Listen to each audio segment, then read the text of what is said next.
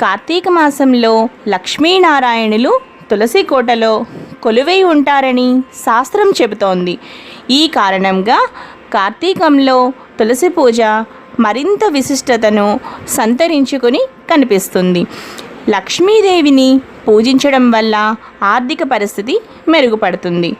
ఎందుకు మనం లక్ష్మీదేవిని తలుచుకుంటున్నామో అంటే తులసి మాత సాక్షాత్తు లక్ష్మీ స్వరూపం అన్నమాట.